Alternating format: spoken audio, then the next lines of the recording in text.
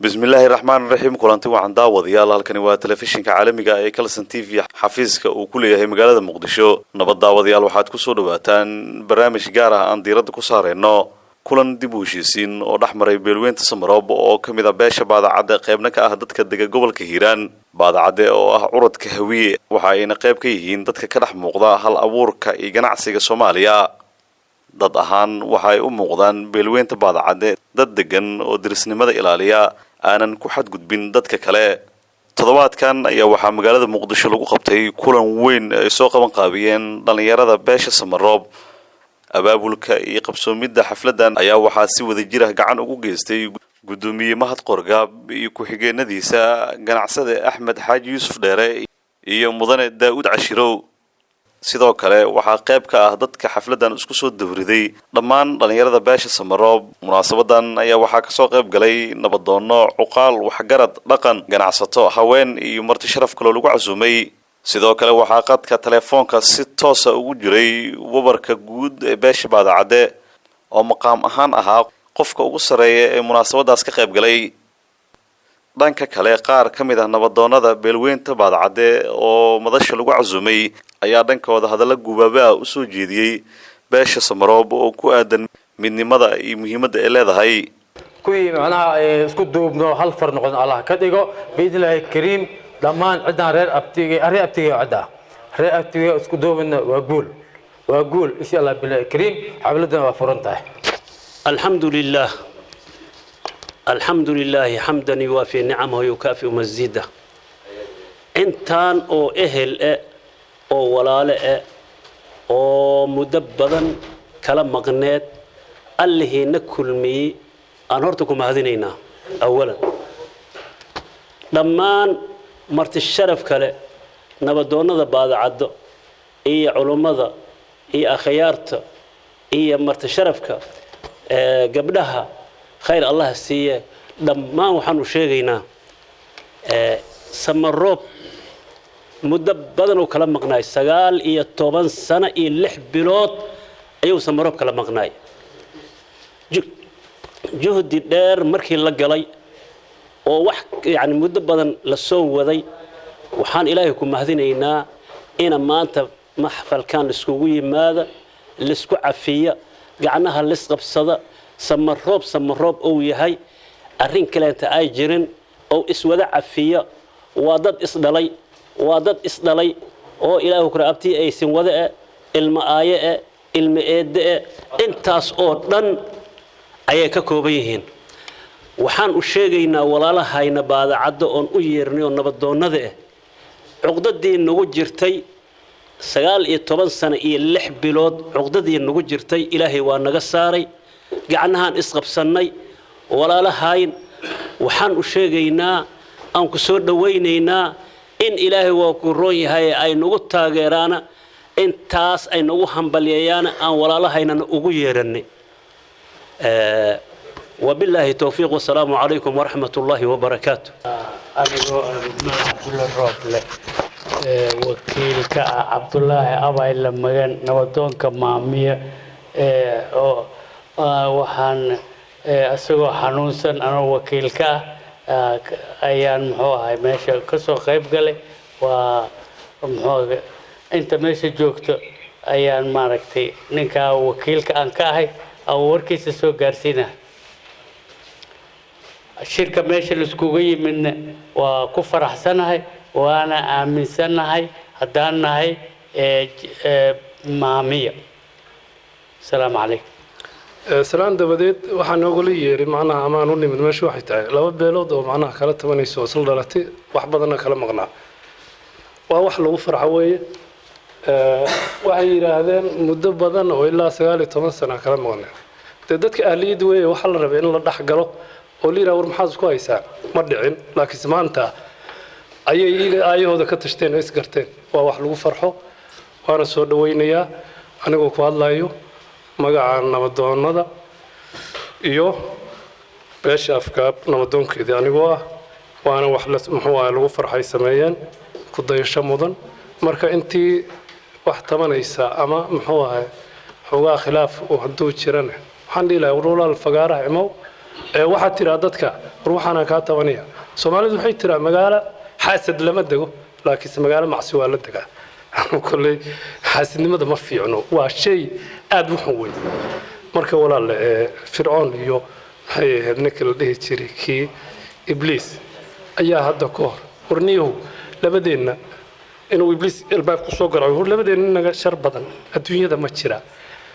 markaasuu yiri muxuu ahay haa ibliis waa kee waa xasidku yiri marka xasidka ma fiicno marka walaalehen baadacada waxaan dhihi lahaan waa wax fiican in macnaa maxay la midoobo midnimo unbaa samaro wax ku noqon karaya maana cid asoo kala maqan cid saan u fiirinays male baadacada ma fiirinays dareeday kasii wadanaysa haddaad aayihiinna ka tashateen waa soo dhaweyna waa wax fiican waana ku mahadsantihiin walaal asalaamu calaykum waraxmatullahi wabarakatu salaan ka bacdi munaasabadda waa munaasabad qaali ah si fiican loo soo agaasimay ay ku heshiinaysa beesha samaroob ee curudka warabla tigaala dadka magid fiiriso talada baadacda waxaad u malaysaa in xoogaa tiih ku jiro wuxuu tiih ugu jiraa haddaan isweydiini hadda intaan fadhiya isweydiiyey sheekh xasan afkiisa aan ka qoray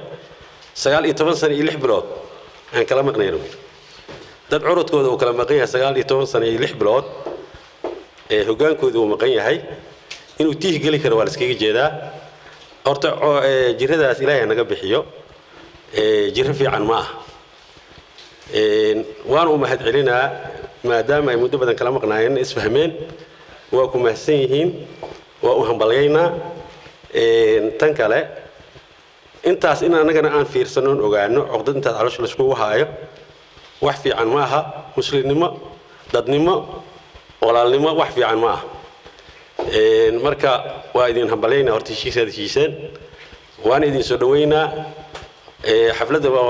tanoo kalena in lagu wada daydo oo ninkii codad qabo oo hadda baadacada ama qofka sheegana ama qabiilka sheegana sidaanoo kale uu sameeyo horta intaas waa baadacada ku dardaarma ani hadda nin codad ii qaba jirana ha ii sheegto google waa u dhigaa saanoo kale xafladda noocan oo kale waa u dhigaa waana ka jidbaxa hadda nin wax sheegana baadacada uu jiro anigana waa naftaydan ka bilaaba haddaan ani wax qabanin ninkii wax u qabana google u dhiga doono marka horta in la iscafiyo baadacda iscafiso dad lala noqdo magid fiiris haykalkayna iyo ganacsigayna iyo dadnimadayna iyo magaalada markaan ku jirno dad fiican oo noola yaqaan hala midooba walaalnimada ha laga shaqeeyo ninka kala aswax ma sii kara rasq ilaah u qoro ilaahana sii kara ilaahana ka qaadi kara in liisnaca oo qalbigaada wax u hayso caaw ku jeefata wax macno la keenay male ilaahay wax u qoro qaadana adina wax ilaahay u qoro qaadanay marka intaas dardaaran iga tahay warkan waa dheeray wassalaamu calaykum waraxmatullahi wabarakaatu anigoo ku hadlaya nabadoonka afka nabadoonka beesha xaamud waxaan idinku salaamayaa salaanta islaamka assalaamu calaykum waraxmatullaahi wabarakaatu anigoo ah wakiilka nabadoonka beesha xaamud waxaan aad boqolkiiba 200 taageerayaa midnimada walaalaha dhowrka sano kala maqnaa ayaan boqolkiiba 300 taageerayaa kala maqnaashuhu iyo khilaafku dhibaatooyinka uu leeyahay islaamku aad buu uga hadlay had iyo jeerne bulshooyinka waxyaabaha dhaawaca ayay ka mid tahay dadku walaalaha ah inay kala maqnaadaan ama iskhilaafaan laa taqtalifuu fatafshaluu watadhab riixukum dadku hadday iskhilaafaan oo ay kala tagaan waxaa tegaya awooddu way fara badan tahay awooddoodii dhaqaalaa tegaysa awooddoodii jiritaanka dadnimaa tegaysa awooddoodii aqooneed baa tegaysa macnaa waxa waaye baa burburayaan insha allahu tacaala marka anigoo afkaas ku hadlaya mar labaad waxaan taageerayaa midnimada walaalaha oo maanta halkaan loo fadhiyo waxaana farayaa dhammaan walaalaha aqoon-yahanada oo beelaha macnaa waxa waaye waxaan u sheegayaa midnimada in ay tahay mid muqadas ah oo macnaha ninka aqoon-yahanka uu kaligiis noolaan karin hadduusan dad haysan waxaan dadka kale macnaa waxa waaye ganacsatada walaalaha waxaan farayaa ninka ganacsadaha inuu kaligiis noolaan karin hadduusan haysanin midnimo dadeed dadka hadduusan ku xirnayn kaligii ma noolaan karo odayaasha dhaqanka haddayna dad haysanin kaligood wax ma qaban karaan marka waxaan dadkoo dhan farayaa in midnimada la xoojiyo mar kastaba waxaan isku faraynaa midnimada sida macnaa inaan ku daysano walaalayaan reer Samaroob oo maanta midnimadooda dib u soo ceshtay wabillahi tawfiiq wasalaamu calaykum waraxmatullaahi wabarakaatu doonada ugaasyada wabarka gudoomiyaha gabdhaha kulli waxaan ku salaamaa assalaamu calaykum waraxmatullaahi wabarakaatu marka kale anoo ku hadlaya magaca dhalinyarada magaca nabadoonada wakiil baa nabadoon waxaan soo dhaweynaynaa dadkan walaalahayn oo ku midoobay midnimadii xoogaa khilaaf ka dhaxayna ku heshiiyey assalaamu calaykum waraxmatullaahi wabarakaatu bacdu salaam maanta haddii ay curudkii abkay geedi abkay xuseen iyo abkay cumar ay midoobeen waa baadacadoo midowda mar hadduu curudkii u midoobay baadacadoo midowda ay la mid tahay aadaan soo dhaweynaa midnimadooda tafraariqun wax ma taro wax badan xoogaal waa u ahay waxaan isleeyahay maanta horumarkooda bilowday Samaroob maanta horumarkiisa bilowday wax badan waxa la umar iyo odaysay wax weyn uma sheegaan ana wax badan nabadoonahay xaalado badan aan ogahay maanta dantooda garteen iyo maslaxadooda alxamdulillah waa soo dhaweynaynaa boqolkiiba boqol haddii aan nahay nabadoonka baashi ilaabo boqolkiiba boqol aan soo dhaweynaa curudkii haddii uu midoobana baadacadda dowladda wasalaamu calaykum waraxmatullaahi wabarakaatu salaan kadib adaa dhiman looma hadlo wixii dhiman waa laga hadlaa waxay la tahay warka intiisa badan hore buu u baxay muhiimadana waxay tahay hadal oo laga hadlaayo walaalahayn Samaroob oo midoobi oo khilaafkii dhex yili oo ka heshiiyey inaan u haballayno topic waa intaas waa u haballaynaynaa mar labaad mar saddexaad ba haballan leenahay walaalahayn baadacad oo kalena hadda wixii kale dhiman inay ku daydaan ayay mudihiin wabillahi tawfiiq salaamu calaykum wa barakaatu walaalahayn Samaroob wax fiican baynu bilaabeen bahay abal waa alla isniis ka dhaf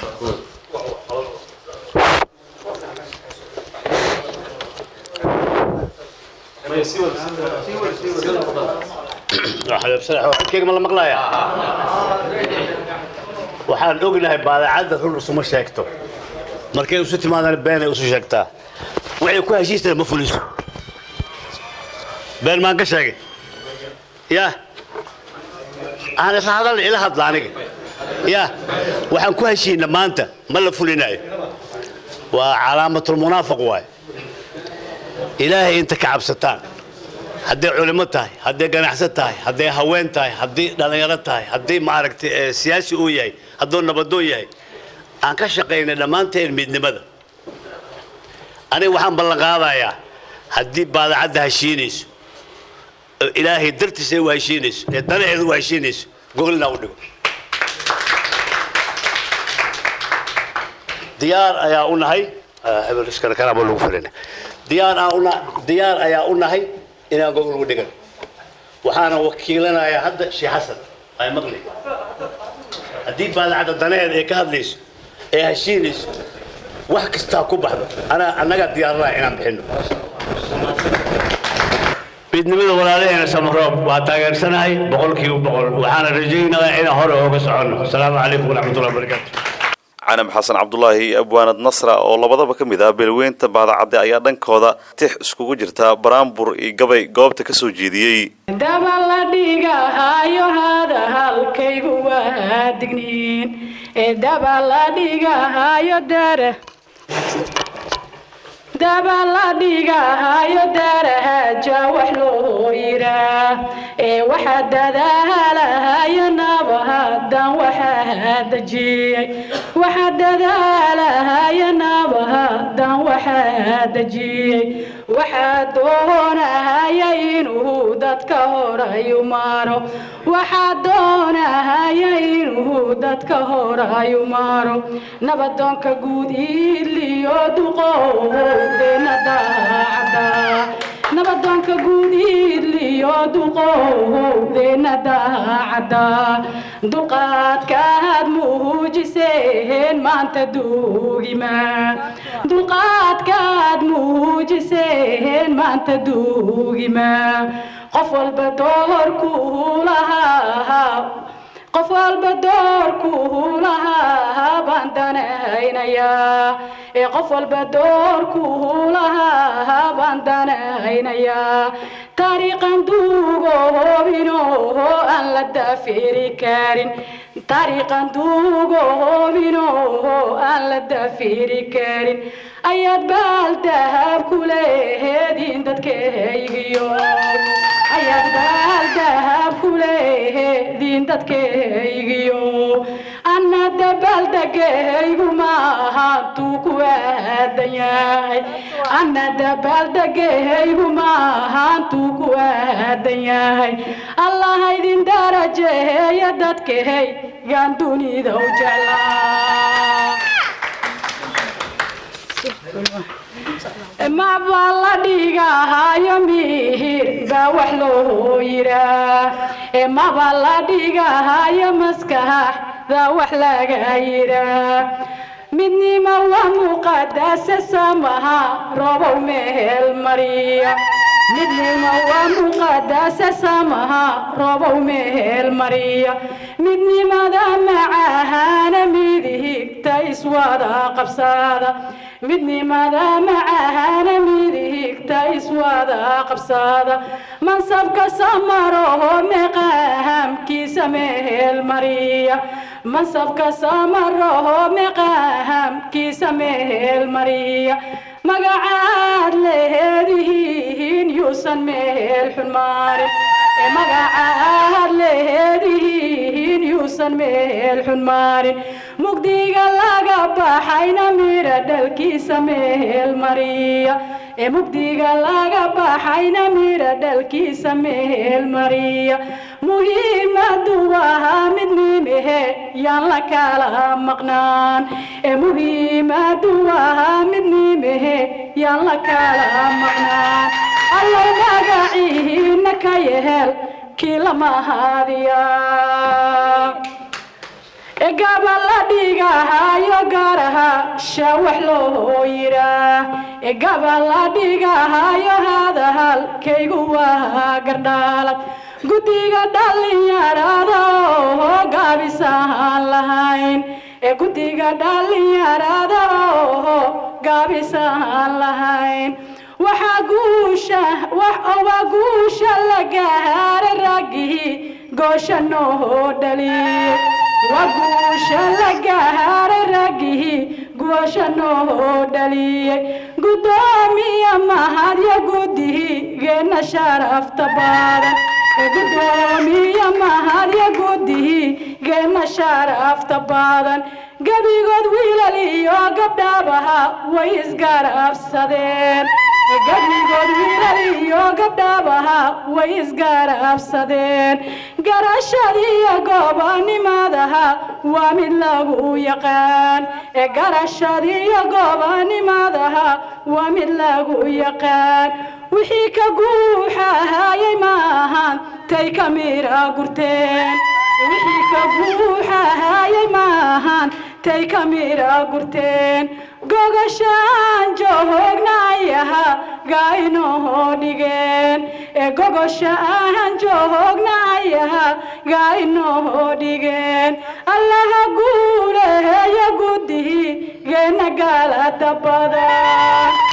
dadka iyagoo wanaagsani walaalayaal wadanka uu shaqeeya layaalo dadka iyagoo wanaagsani walaalayaalo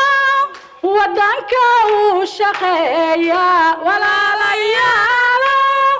wada jir bay laba gacmood wax ku qaban karani wada jir bay laba gacmood wax ku qaban karani aan isweeshano walaalayaal aan wada jirno walaalayaal aan isweeshano walaalayaal aan wada jirno walaalay dadka iyagoo wanaagsani walaalayaal waxyahaygii rumaado walaalayaal dadka iyagoo wanaagsani walaalayaal waxyahaygii rumaado walaalayaal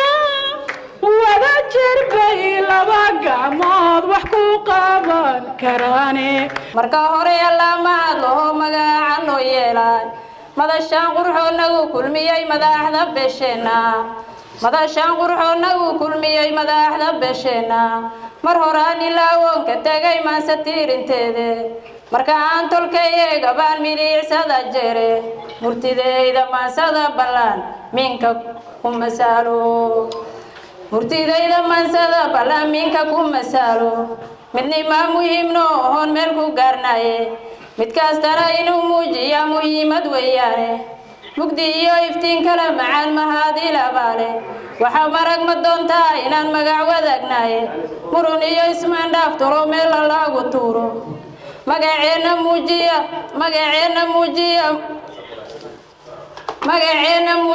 magaceena inaan muujinaa muhiimad weeyaane mid yar baan ku soo koobayaa muhiimadaydiiye madaxdeena joogtay dalkii magaca loo raadsho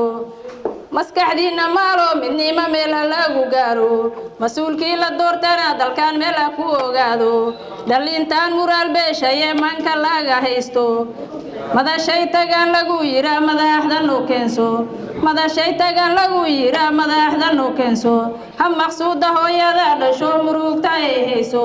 ha maqsuuda hooyada dhasho murugta ay hayso hamidowda ummadan tolo midiiba meelaaday maskax daalis joogta umbaad madaala joogtaane magaalooyinkeennii tolo milicsada eega maqaamkeeni raadiya tolo midnimo waa guule maqaamkeeni raadiya tolo midnimo waa guule waa mahadsantii wasalaamu calaykum waraxmatullaahi tacaala wabarakaatu gudoomiye ku-xigeenka arrimaha bulshada ee degmada Shibis Maryan Cabdullaahi Gacmey oo dhankeeda goobta ka hadashay ayaa waxa ay soo dhaweysay heshiiskan dhexmaray beesha Samaroob ayna tahay arin ku dayasho mudan u mahad celinaya xafladan quruxda badan dadkii soo agaasimay dadkan iskugu keenay ayaan marka hore u mahad celinaya mar labaad isla iyaga ayaan u mahad celinaa maadaama ay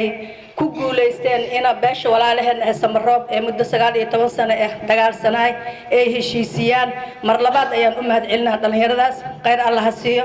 waxaan u mahad celinayaa dadkii xafladan iga soo casuumay quruxda badan leh maanta aad iyo aad ayaan ugu faraxsanahay inaan ka soo qayb galay xafladan ay ku midowdo walaalaheen Samaroob ee 19 sano kala maqnaa run ahaantii sida hore looga dhawaajiyay madaxeeni ama curudkeeni hadii uu intaas isku xumaay baacada maxay iskugu imaan laadahay dhaha waxay iskugu imaan lahaday waad fahanteen dad badan way ka dhawaajiyeen madaxa markuu ka jiran yahay jirka kalena uu ka xanuunsanaya asagana marka aad ayaan ugu xumahay in intaas ay dhacdo hadda maadaama ay midoobeen ay isku midoobeen waxaan dhihi karaa baacadana waa midowday mar hadii curudkoodii uu midoobi madaxa uu ka raystay baacadana waa midaysantaan dhihi karaa waxaan u mahad celinayaa nabadoonka moolkaal oo asaga ballan qaaday gogashaas inuu dhigo waxaan rabaa marka madaxeeni ama curudkeeni hadii ay heshiyeen wixii qalaafiye oo jiro oo baacada ka dhax jiro asaga walaalkeena asaga noo weyn asaga maanta booski aabaheen noogu jiro curudka Samaroob waxa uu yaala shaqo weyn ayaa u taalo inay hawshaasi ay qabtaan oo isu keenaan baacado dhan nabadoonkaas oo ballan qaadina anigana marin ahaan waxaan insha Allah wixii gacan aan ka geysan kara iyo hadal aan ka geysanaa iyo talo iyo tusaale marka waxaan mar labaad soo dhaweynaa oo u hambalyeynaa beesheena Samaroob oo maanta midowday waxaan jeclahay in dhammaantiinna sidaas isa ka sii wanaagsan aad u midowdaan tafaraaruq hore loo sheeg wax ma taraayo dhibaato inuu ku keeno ma ogi dhaaf ma ku keenayo wadajir ay gacmaha wadajir ay wax ku gooyaan aliire wadajirka ayaa wax lagu qabsan karaa maadaama arrimaha bulshada aan ahay aan muddo ku dhex jiro arrimaha bulshada dhibaatooyinka aan fahmay waxaan fahmay inuu tafaraaruq wax faa'iido uusan lahayn iska daayaf qabiil dhan tafaraaruq ku jiro qoys yar oo meel degan oo shan aabi iyo hooyo iyo shantiisa caruur ka kooban ayaa hadii aysan midaysnaan guriga dhexdiisa faraarq oo ka jira ugu dambeyn waxaa xafladda soo xiray nabadoonka guud ee beelweynta Samaroob nabadoon Iidla Xasan marka alxamdulillah ma hadaas ilaahay waa sugnaatay marka sidaas darteed waxaan ilaahay ugu mahad celinayaa khilaaf dheer oo muddo dheer soo jiitamay oo sano tirsaday oo 20 sano soo qaatay in noo qabsoomaan ma qabanin markaas kuma qabanin fikirkayna kuma qabanin aragtadayna kuma qabanin maalkayna kuma qabanin ragnimadayna waxaas ku qabsamay qotro ilaah alxamdulilaah ilaahay baa mahaddaa iskale ilaahay baan u tuurinaynaa marka sidaas darteed ilaahay baa mahaddaa iskale wixii ka dambeey waxaan u mahad celinayaa walaalaha Samaroob oo dhalinyarada ah oo halkan xafladan wanaagsan dhigay walaalahooda baadacada oo balooyinta bah iyo boqor ka soo qayb galiyay oo fikirkooda galiyay maalkooda galiyay meel ay joogaan dalka gudihiisa magaalada Xamar iyo dibadda intaas mahad ka gaarto ayaan u mahad celinayaa waxaan u mahad celinayaa beesha Samaroob oo u istaagtay in ay midowdo dadka haddii as wada dhashay khilaaf waa dhex imaana khilaaf inuu dhaco ashaki waay waxaa la yidhaa lama oo dheef ku doodaysa haddii aragto oo dhaxal ku doodaysa haddii aragto dhalinyadiina maxay tahay dhih laba haddii wax ka dhexeeyaan inuu khilaaf dhaco waa waajib muqaddas dhaqan hadduu meesha ka jira labada qof haddii ay dhaqan wadaag yihiin xataa walow kaana dheef ha wadaagaano dhaqan ha wadaagaano diris ahaadaano khilaaf inuu yimaado waxay ka mid tahay nolosha caadiga laakiin waxaa la rabaa in dib loo fiiriyo oo laysu tanasulo marka watacaawanu cala albir laysuma tanasuli karo ilaa ilaahay raalli ka noqdo mahane annaka maanta waxaan farxadeeda aad iyo aad u dhammayslaahay oo mar walba fikirkayga iyo waxadayda waxaan sheegi lahay aan ku sheegi karin oo qalbigayga ku wareeganayo in muddo dheer khilaaf badan uuna dhexyin oo aan kala go'neen oo hadda ay ka dhawaajiyeen gabdhaha iyo wiilasha iyo odayaalka iyo nabadoonnada waad arkaysiin sida sharciga islaamka ku qoran 3 biri waxay ka badan 3 biri waxay ka badan ayaa ku qoran sharciga islaamka maantana maxaan sheego haynaa 20 sano marka sidaas darteed horta waa dhacdo la yaab leh laakiin waxaa mahad mudan Allah ilaah baa mahad iskale marka sidaas darteed walaalihii fikirkooda geliyay maalkooda geliyay juhdigooda geliyay oo gooshan iyo xafladan wanaagsan dhigay mahadu ha ka raacdo marka sidaas darteed waan u mahad celinayaa walaalihii ka soo qayb galay oo baadacado oo nagala qayb galay oo bah iyo boqor leh oo halkan joogo ama ka maqanna waan u mahad celinayaa marka sidaas darteed ilaahay baa mahad iskale mahadda lamaad walaalihii intaas sameeyay ayaa iskale mahadda saddexaad walaalihii ka soo qayb galay oo xafladan iyo wanaagan iyo reereyntan iyo garbahayna soo buuxiyay oo maanta wixii annaga nagu abuurnay wax ka badan ayagana ay ku abuuran yihiin ayaa iskale marka ilaahay baan u mahad celinaynaa marka sidaas darteed aniga sida aad ogtihiin waxaan ka soo baxay geed waa jirid ilaan intaan meeshii ay ka soo aslantay baadacadda asalkeeda waxa waaye hiiraan aniga hiiraan ayaan ka imid waxaana u soo istaagay midnimada walaalaha Samaroob waxay igu qaadatay muddo fikir looga shaqeeyay aqli looga shaqeeyay nidaam looga shaqeeyay laakiin waxa mahaddaas islaah oo marka hore ani awoodayda kuma imaanin waxa i keenay raalli ahaasha Allah uu ka raalli noqday sidaas darteed markaan inta imaaday nin walba meeshuu joogo ayuu leeyahay fikirkeeda iyo aqligeeda iyo wanaajiskeeda aniga ma lahayn fikirkaygan ku imid khibradaydan ku imid xanuunkan ku imid midana haystaan ku imid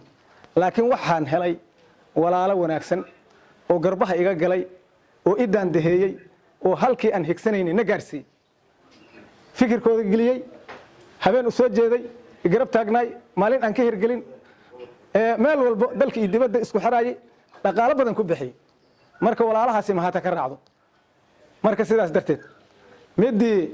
aan ogeen ama aad ogeedeen ilaahay baan mahad ugu celinay waxaan ilaahay ka baryaynaa mid kasta oo reer baadacada dhex taalo ama jifa ha ahaato ama guud ha ahaato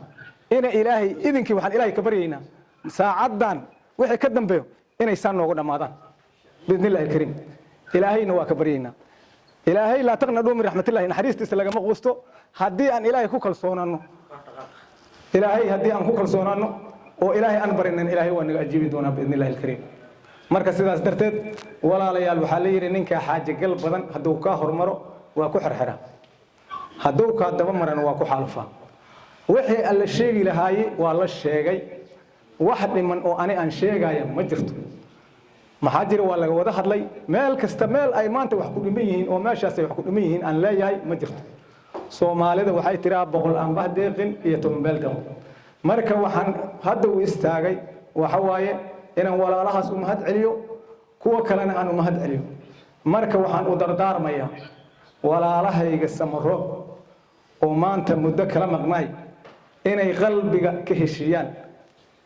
isu tanazulaan amalka ay qabteen akhlaas aska ahaado ayaalo dadka hadduu walaal yahay wax way kala maraan wixii la soo maray in dib loo fiirinin sidaas darteed ayaan ka codsanayaa walaalahayga Samaro gabagabadiina waxaa xafladda ka duceeyay xaaji Cismaan Muudey oo ah curadka Samaro wuxuuna duco iyo dardaaran u soo jeediyay tolkiisa فكرة واحد رجلي باش استمرار شيء كأي قارتي يفرحت أنا ولا أقدر إن لولا كثير الحمد لله يا ملينا أنا أحمد يسير اللي بصوت ولدي وأنا أحمد الشاش وأنا أحمد الله واقع حمدي هو كحمدي نبضنا باش بعض هذا الشيء نكس تكادي كذا بس مرة واقع حمدي إذا كيس تاسو مكان عشان خصوص الرتي مالك جاوي أفضل ما يشفت هذا معه عيسري الناس إلهي نور عليهم توفيق إلهي نور بجيو إن شاء الله أسأل هذا منك استماشي الجو أذكر بعضه وركز كله